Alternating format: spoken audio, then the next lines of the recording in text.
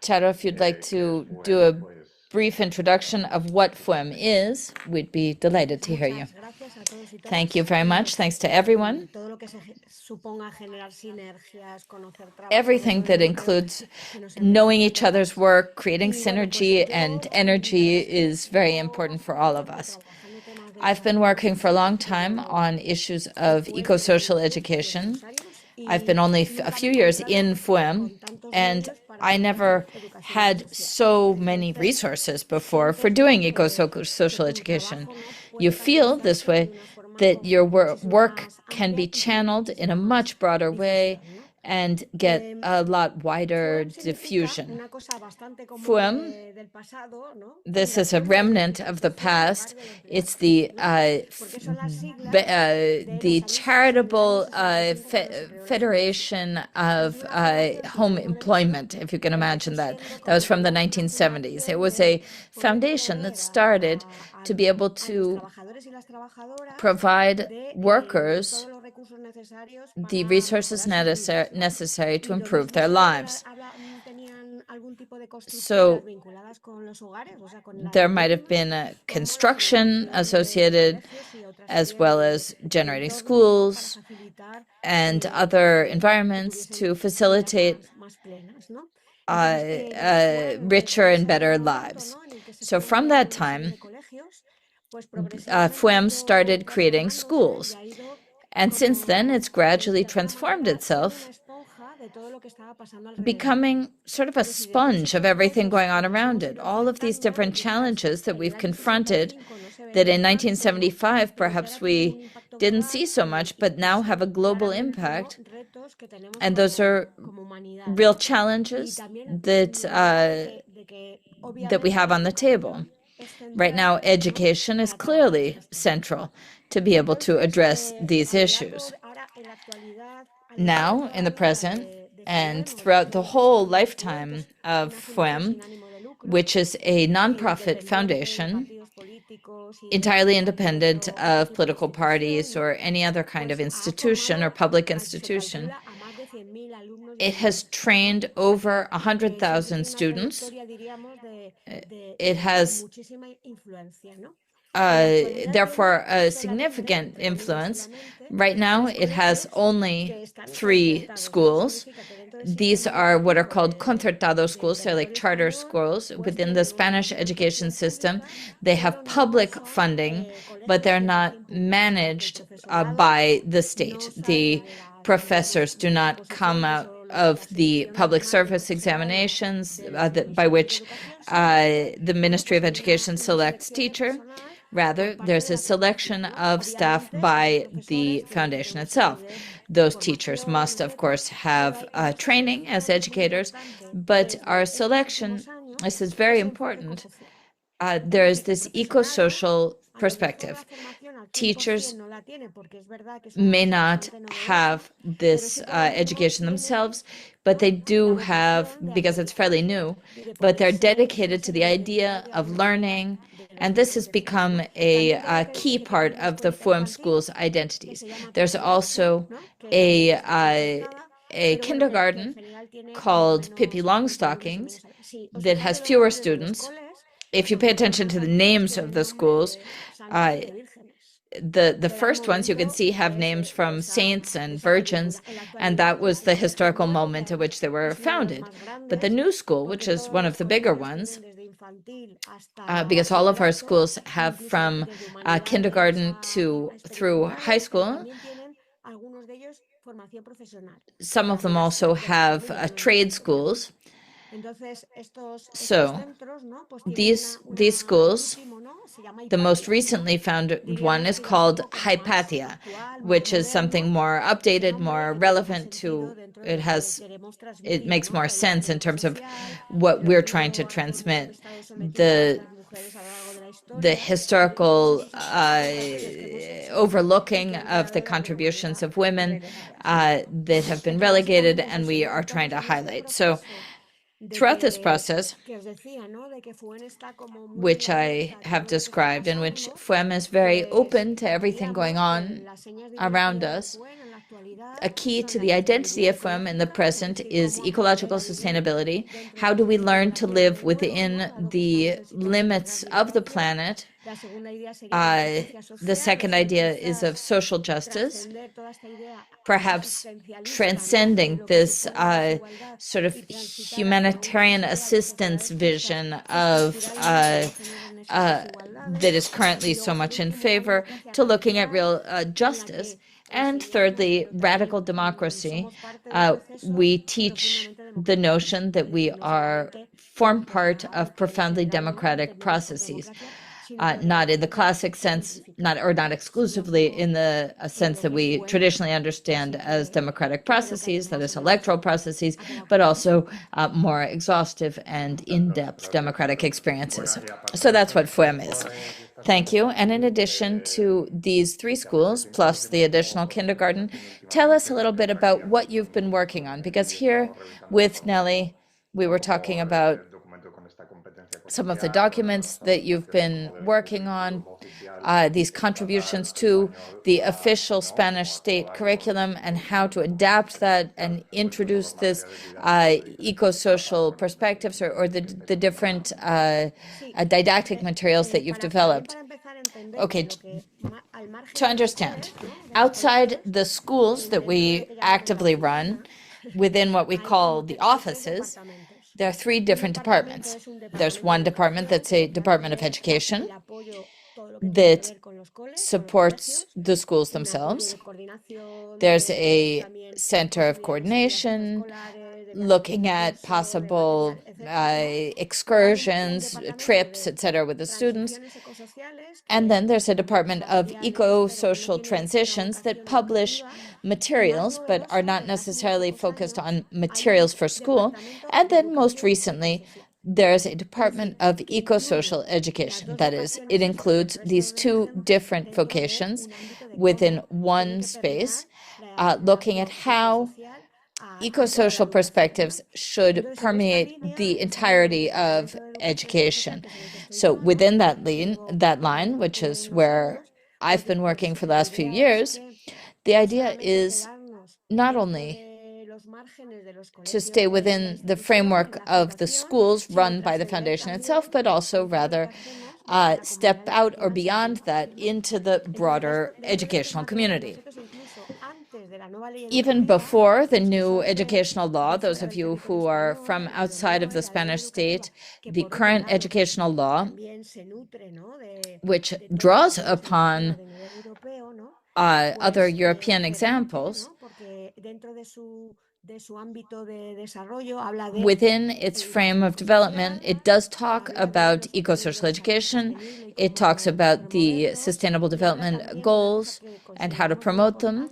And it talks about the idea of the students themselves being agents of ecosocial change, such that everything they're learning, everything that the students are learning, should have a competence-based focus. That is to say that they should be useful for transforming the attitudes of the students themselves and in their communities and environments, and that they themselves have both the capacity and the disposition to lead change.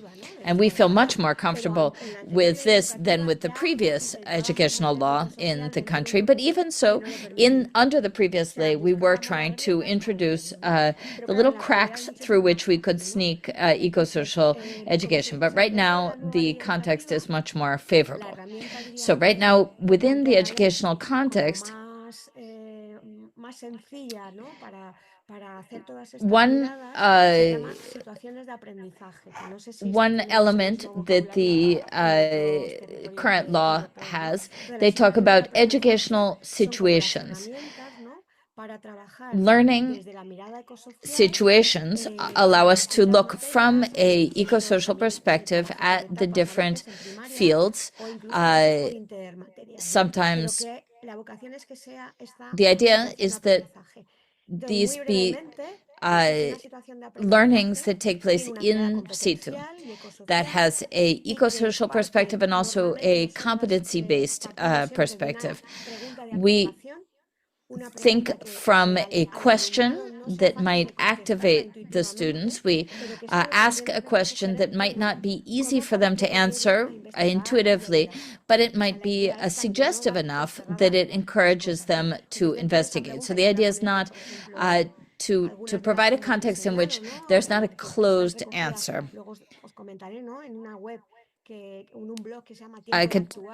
We have a blog called Time for Action, and there's a section within that called educational situations, so that professors, teachers can lean on that. For example, for secondary education, there's a question like, what would history look like if it were written by racialized women? And so a student who already has a certain amount of material and knowledge can, from that question, sort of turn around and question everything he or she has learned over the course of their education. Or what cost does energy have? We might imagine that energy is just out there in nature to be extracted and made use of, but we're not aware, perhaps, that to access that petroleum or uranium, or that energy is required to harness that energy, whether that's water energy, solar energy, or fossil fuel. So instead of talking about producing or extracting petroleum, it takes us to other visions of the planet and its finitude. So these are two different questions, one sort of more in the social field and the other in a more scientific field. Or this idea that do all creatures, insects, serve a purpose? And people often focus on, conserving rhinoceroses, but they squash the insect in their patio. So we ask about the use or the value of the what's nearby and close. So there's some very simple questions that can be posed, like these educational situations. These have to do with a question, a trigger question, like I said, and then a challenge that you make to the students, encouraging them to go through a sort of coherent process and come to a conclusion. And then we also propose a narrative, something that I hope to achieve, and looking at what competences, what abilities that requires that the student put in motion. The current educational law refers to this as a final product. We don't like that term because it sounds like marketing, but the idea is that everything you learn leads to something that's palpable, measurable, and can be evaluated, and can be sort of comes together in something tangible. That's not a test or an exam, but rather, how does the student crystallize what they've learned in a market, in a transformation of their schoolyard, something that has to do with truly transforming something. And that's focusing on students as the agents of social change. So those are these simple tools that we work on. Right now, we're working on materials for the whole school year. The materials for the whole school year include various different learning situations that take place over the course of one school year. So here I can show you, this is from biology and geology for the fourth year of secondary education. It's called From Macro to Micro. Everything changes and everything is connected. So within that, there are a series of different activities that come together in this final product. And there's also a teacher's book and a student's book. The teacher's book includes not only the traditional textbook, but also it includes methodological notes to look at how to carry out each different activity in a way that's cooperative, creative, that leads to critical thinking, how to insert from a curricular perspective each one of these learnings within the existing school curriculum. So we include everything from the criteria of evaluation that the law requires, and then also we include methodological notes, ecosocial notes. When we think that one of the proposals that we're making, the teacher might not have the right vision of how to approach this, we provide a sort of a clue. For example, we're seeing often that when we go to trainings, the teachers ask us, what kind of ecosocial attitudes are you bringing to the classroom? We ask them. And some 85% of them say they have recycling bins in their classroom. For us, that makes us think that we're beyond that now, right? So when we talk about waste, we talk about closing circles. We start with biocompatibility, with reintegrating things in nearby ecosystems, how this has to do with social justice. And so we have to introduce that to the teachers so that they feel that, oh, I have to change my perspective a little bit. And then the book also includes notes on how to evaluate, what kind of indicators to look at in order to evaluate these learnings. So it's a very complete tool. It not only designs the activities or provides a perspective on them, but also it helps teachers to think through methodology, evaluation, and a broader ecosocial perspective. And then we also have other materials that are support for the teachers. For example, how to create an educational situation from an ecosocial perspective. Those can be downloaded from our website. They're free. Or we might ask, what really is a ecosocial capacity or competency? So for that, we've generated 31 different essential ecosocial learnings that should form part of the educational life of a student. Of course, not all of them will be addressed in each school year, but we hope to have that vision in mind. So some of these we've included in this book. It's called Educating with an Ecosocial Perspective or Approach. There's also materials that can be downloaded from our website. We've provided a support for teachers such that each one of these ecosocial lessons, we sort of break down into basic lessons and basic ideas for preschool, for primary school, and for secondary school.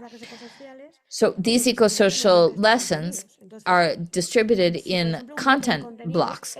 If, for example, a content block is ecodependence, for example, the teacher in a preschool might not know whether they're really able to approach ecodependence from that level. But we might give them a clue. Say that, well, we can talk about bees and how they pollinize, and how pollination is essential for the reproduction of plants and therefore for our food. So we give them clues at each different school level for how they can approach this. We also have another document on how to support the teachers in order to evaluate. We also provide examples of activating questions, these trigger questions that are transformative, critical, and suggestive, and also proposals for final products that might allow them to work within their specific programming. So this is the work we're doing with curricular materials. That's right now the main thing we're doing, introducing all of this into the curriculum. Thank you, Charo. So correct me if I'm wrong, but most of these materials are available on the FUHEM website. So if you include your email, you get, you can download directly these documents with all of the different suggestions and materials. No, our idea is to be as useful as we possibly can based on the experience that we have. We understand that it's not easy to have the resources to have a department of 6 people who just work on this. So since we have that good fortune, we want to share it with the educational community as broadly as we can. We also have some little videos, they're in Spanish, in order to explain these documents and what they do, what they're for. And that's the work we do. I wanted to comment on Maggie's behalf. She's translating, so she can't intervene on her own. Is everything okay? If we're speaking too fast or anything.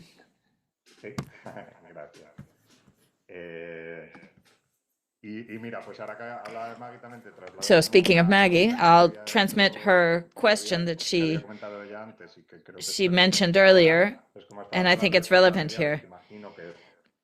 Since you're generating all of these materials, like this complete resource, for example, for biology for the 4th year of high school, or you have also other materials for other classes and other years. I understand that in the schools that FUHEM itself runs, you can make use of those materials, but I'd like to know in what way those materials are circulating in other schools, in public schools, and to what extent the teachers, professors have the autonomy or the ability to use those material in their classroom, because you did mention that they are adapted to the legally binding curriculum, but are they being used? To what extent can they be used? How much do teachers have the, a teacher that's interested in this material has the ability to make use of it? We are a small publishing house. We would love to be able to work on the textbooks at all levels and in all the materials, and we're trying to do that bit by bit. There is some demand from teachers, professors that are asking these kinds of questions and are looking for ways to focus or to approach it. So this book has a fair amount of demand. Of course, we're using these materials in the schools that FUHEM itself runs, but it's quite a bit more complicated for them to be used by educational centers as a whole, like as the basic textbook, right? Because this also depends upon criteria of the regional government. This is curriculum. In the 4th year biology textbook, we have, mitosis and meiosis, and it includes all of the materials that they have to learn for the curriculum. But we also make a use of, we take advantage of the occasion to ask questions about these. But we are self-critical in terms of the reach that our materials have. We've made a huge effort to translate these materials into Catalan, into Galician, and into Basque. And we know that in Catalonia, in the school of Sant Cugat de Vallès, it is being used by the public schools there because the teachers there collectively decided to make use of these as their main textbook in their centers, which is amazing. But there are 2 issues at stake. On the one hand, our capacity of outreach and the ability to compete with large-scale publishers that have been established for a very long time, and also the will of schools to really take in and adopt this kind of materials. So within what we're talking about and what you were saying, Raúl, the role of teachers themselves is central. There are many teachers who find all of this overwhelming. Many people have the idea that eco-social attitudes is the business of the science teachers, and but that's not true. They overlook. So now instead of calling it biology or chemistry, they call it eco-social education, but that's not the idea at all. The idea is to approach it as a transversal orientation, and that just has to come from teacher training, carrying out simple courses, providing small exercises, encouraging teachers to think from an eco-social perspective. I have to say that the new educational law, the most eco-social perspective, like the subject that most intensely develops an eco-social perspective is in geography and history. It's much less present in the science. There's a huge number of concepts, ideas like ecofeminism, food sovereignty, degrowth, agroecology. I mean, these are words that are sort of from the lexicon of deep eco-social thinking. But that's a subject that they have just once a week for 1 year. But still, it's very important. It's very useful. And that allows teachers, for example, in the teacher trainings that we carry out, the in-person trainings, we're having a lot more success outside of Madrid than inside Madrid, I have to say. We have a series of digital tools that help to make a self-assessment about whether my teaching or my school has an eco-social perspective, not with the idea of humiliating anybody, but allowing you to understand how your school, your center approaches different materials. This tool draws up a report in which it proposes different changes, and therefore those teachers that we can't work with directly, they can start to understand the aspects of their school or their work that need work. This isn't from one day to the next thing. It might be useful for one teacher who alone within their school wants to work in this direction, or it might be useful for a whole department or a group of teachers that want to work together, or it might be useful for a whole school that has the sort of political will to work in this direction. So you can look at whether you're doing a diagnostic of your whole school or of your particular classroom. We also have another tool that in which we have included the entire curriculum.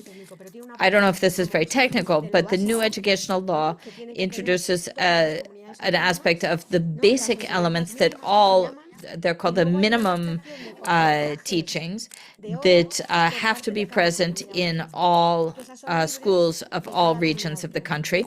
And then there's a section that each region is free to choose or make decisions about what they include and what they don't. So we've developed a tool called ProEcos, and you can include your information about what material, what subjects you want to cover, and there pop-out menus suggesting different eco-social perspectives or approaches or lessons that can be included within that subject matter. And that just helps schools or teachers to program the work they're doing. So we have a tool for doing diagnostics of schools and classrooms, and the other to help program the curriculum. So the whole idea is that there'll be more and more teachers, and especially more and more schools, that transmit this eco-social perspective. So what we're trying to do is establish kind of a seal of quality. We don't really hope for that to be a institutional official seal, like the, I don't know, organic food seal, but one that allows schools to think about the phase that they're in and includes training and sort of awareness of the teachers and the team of the school. We could talk for hours. Perhaps stepping out of the more specific activity of FUHEM and looking at broader questions. You were talking just now about the potential of the curriculum, specific classes like civic values or history and geography that provide more opportunities than they might have before to include ecosocial perspectives. But we, from Catalonia, see sort of steps backwards in terms of the elimination of philosophy or other like economics that's more focused in a neoliberal parameters. Or in Catalonia, there's a lot of focus on the European economic agenda. They've included a electronic whiteboard in every classroom, or giving them a tablet and a Google account to each kid. So there are these two different parts on the scale. We advance in certain directions and we step back in others. The presence of neoliberalism in the educational field. You personally, how would you assess the situation of education and sort of where are we headed educationally in the Spanish state? I think that this law has this part that you mentioned very clearly. The Sustainable Development Goals themselves, we're very critical of the perspective or the indicators that they make use of. There's one that talks directly about growth, talks about how the economy has to grow. It says it has to be inclusive and sustainable, but growth is structurally not sustainable, and that's what generates inequality. That's what generates sustainability. That's clear. But these are things we have to work with. With the issue of digitalization, within ecosocial competencies, we have two of them that are focused on combating techno-enthusiasm.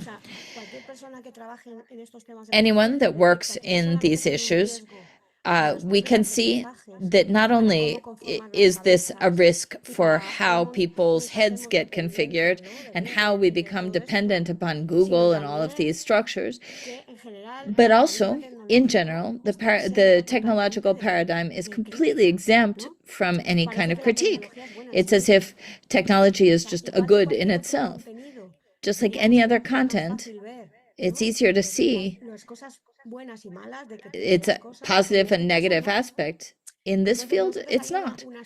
And so there are three ecosocial learnings that specifically focus on this question, on the fact that teachers, as a minimum, even though they're within this avalanche of digitalization, which comes from their we talk about, at the very least, with your digital whiteboard, you should talk about the pros and cons of technology. And among the cons, we can talk about ecological backpacks behind, also social, the armed conflicts that are generated by the extraction of resources for the creation of all of this technology, this the material aspect of the digitalization, as if the internet had no material impact, and that's just not true. We make reference to the idea that when they're telling you to navigate or to upload something to the cloud, they're making you think that that's immaterial, as if it were just magic. And what we do is try to visibilize its material support. If something reaches your mobile phone in a millisecond from some server that's somewhere else, there have to be antennas, satellites, cables. There have to be an incredible level of refrigeration in that server with the water that requires, etc. And then we have another turn of the screw now with artificial intelligence. Any search for information with regard to the more traditional internet, let's say, duplicates or quadruples the energy and water consumption.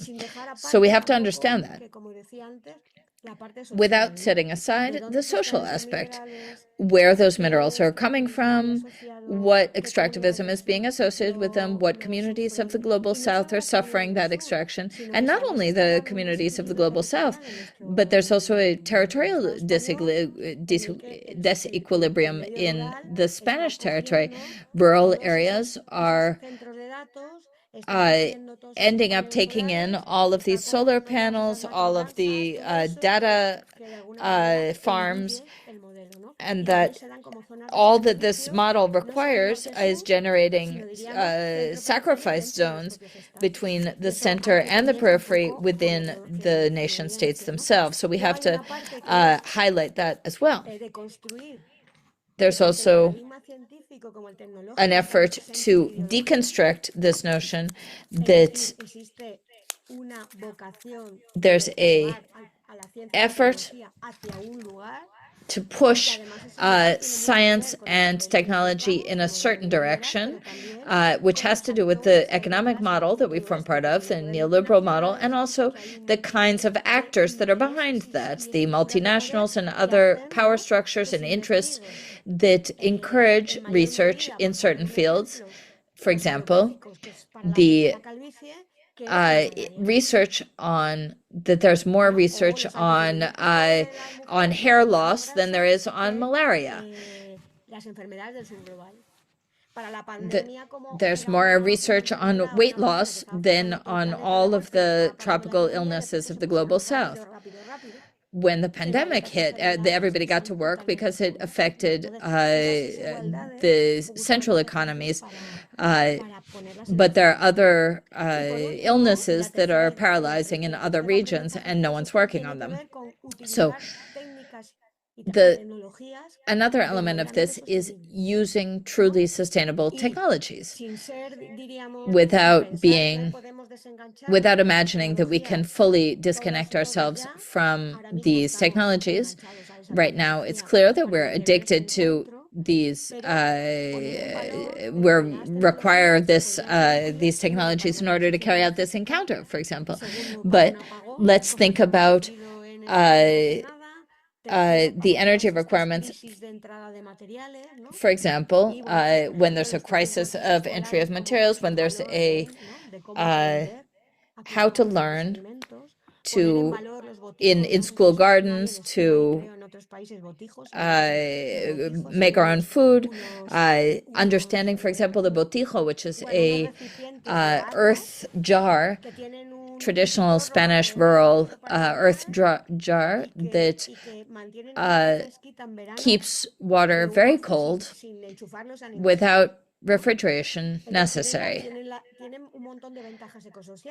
It has tons of ecosocial benefits. It's a traditional artisan product. It's made of clay, so it is immediately reintroduced into the environment. It doesn't require any extractivism. It keeps the water cold without requiring electricity. And moreover, it has a lot of cultural baggage. So we look for objects like that, like water mills in certain regions. In some areas, those could be recovered. or mills, windmills. So really focusing on those technologies, or understanding, for example, that photovoltaic solar panels require a lot more mineral extraction than thermal ones would. And understanding that without the use of any strategic minerals, a thermal solar panel could, so let's not think about let's think about how a transition to renewable energy might generate a truly socially just transition. But if the research depends upon the big multinationals, then it's very unlikely that that will be the orientation. All right, I'm going to ask one last question, and then we'll open the floor for everyone to ask their questions. Please prepare your questions if you'd like to. A moment ago, you talked about the pandemic and about also the big blackout in Spain. There was a general blackout in the whole Spanish state just a couple of weeks ago. I think also in Portugal and the south of France. It was an error in the electrical network. And that day, my younger sister, for example, said, I'm tired of living through historical events, that we have more and more historical events, these social and environmental landmarks. We've seen those increasing over recent years. In Madrid also, there was a very intense snowfall some years ago that paralyzed the city for a week. Also, we're all experiencing a genocide in direct transmission. We're all watching what's happening in the Ukraine. So how can all of these events, we have to talk about these events in the classroom, and how do we make understood our position, but also how do we counteract the hegemonic narratives or the hegemonic discourses about these, because these can generate very different perspectives on how classrooms, how students are going to approach this kind of events. How can we generate solutions like, the reinforcement of mutual support networks? Well, when this kind of thing happens, which obviously it's not in any of the books we've written because they came up when they came up, but we use a tool like the time for action. We start out talking about something that's happening right now, because we know that we have to work on things that are actually happening, that the students are experiencing. If we leave these issues to the extreme right wing or to reactionary thinking, they will draw their own conclusions about this, and the effect, it'll generate the opposite effect to what we are working on.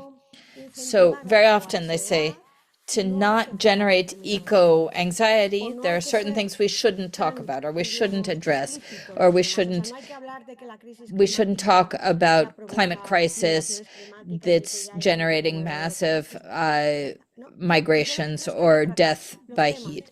I believe that we have to address issues with enough rigor, but also thinking about ways out or solutions. If we have a fire in our house, fear paralyzes us much worse if we don't know where the door is. But if we know where the door is, or if we have a protocol in which we've already thought about, look, if there's a fire in this house, if there's a fire, we do this, we do this, we do this, we leave the house, we help the neighbor, we help the third floor neighbor because she's elderly, then we don't feel paralyzed. We have a plan. And if all of that, we organize it from a collective and mutual support perspective, we're even less paralyzed. So I think in general, one of the things that we've tried to do is, another thing we've addressed is the change of Pope, right? Events that happen, we have to be able to talk about them. We know that the structures of the Catholic Church is what it is, but the reality is that we live in an environment so full of the media and these governments that are winning in all different areas. They have a loudspeaker through the media and they can say any monstrosity they want. So the Pope Francis was deeply eco-social and deeply degrowth oriented and eco-social. He had sort of a problem, we might say, with gender issues, but let's use what's useful to us. There are a lot of people who are Catholic or of Catholic culture in our territory, and the fact that the Vatican says something creates a whole different imaginary. Right now, we do a lot of training. We do more training in religious schools than we did before the Laudato, before the papal encyclical about the environment. So we have to take advantage of every opportunity. As point of opportunity, say that we call them like hooks. We'll say, okay, this we can use this as a hook to generate positive imaginaries. And those that are negative, let's try to work on them from the perspective of why they've been generated and what should we do about the situation, taking into account the educational level, the age of each student, etc. But right now we're working principally with the teachers so that they know how to work on this and to really explore the opportunities that each one of these things present. To think about the good things that came out of the pandemic. For example, everybody recognized that what we really missed were not the going to the mall, it was the people we loved or going out to the park. So let's remind them of that every time we can. Or the day of the blackout in many parts of Spain, it was like a party in the street. Everybody had to leave their work. It was the middle of the day. It was a sunny, beautiful day.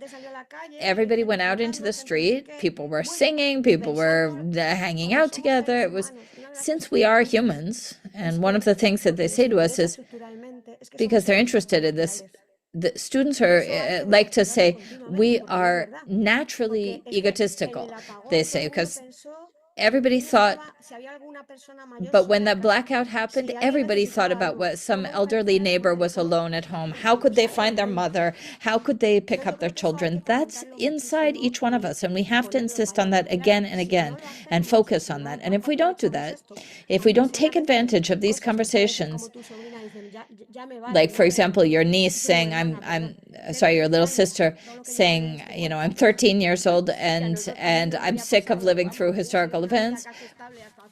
I mean, that wasn't my experience. We had an almost entirely stable world until just recently. But uncertainty is also an opportunity. When there's not a clear floor and a clear ceiling, there's more possibility for collective creation and creativity. What we have to really work on is not letting ourselves be led to where they want to lead us. And I'd like to close with something that I think is really powerful. We work on desirable futures, utopias, real ones, real viable, possible ones. We say, okay, this is the situation we have. How could we construct a different one? If we can't imagine how to do it, we're not going to be able to do it. In order to imagine it, we have to start planting seeds now.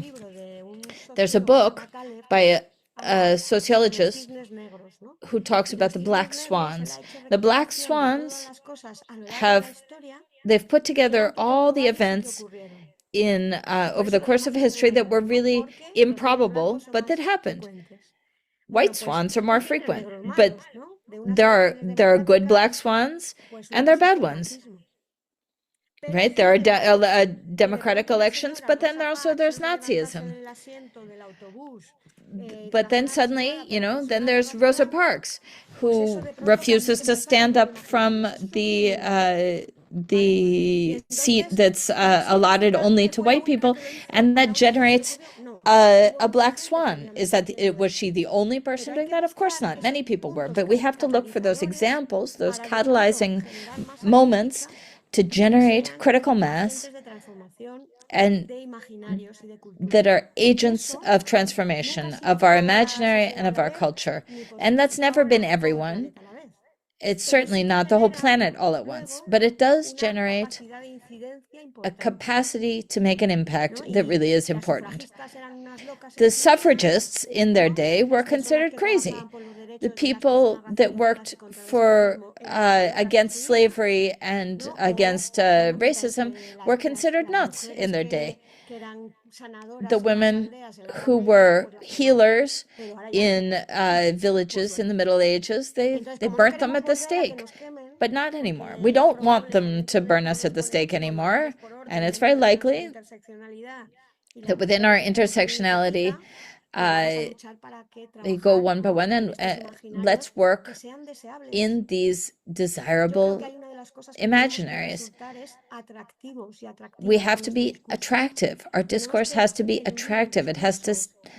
We have to step away from the logic of blame. We have to understand that people aren't to blame. It's the framework. And see yourself, be able to imagine yourself in a different, more positive, more desirable vision with less hours of work, better relationships, because the system sells us. It doesn't highlight what it takes away from us, which is community, nature, and social relations. So I think with that, I'm not saying it's easy. Gracias, Charo. Una maravilla escucharte, como siempre. It's fantastic to listen to you, as always. We can open the field. Thank you so much, Charo. We're very grateful that you've provided such a rich vision from very practical ideas to broader and inspiring visions. I'm very glad that we've recorded you. And when I'm going to listen to it with greater attention again later. Right now we can. That's what we said we would do. So if others want to turn on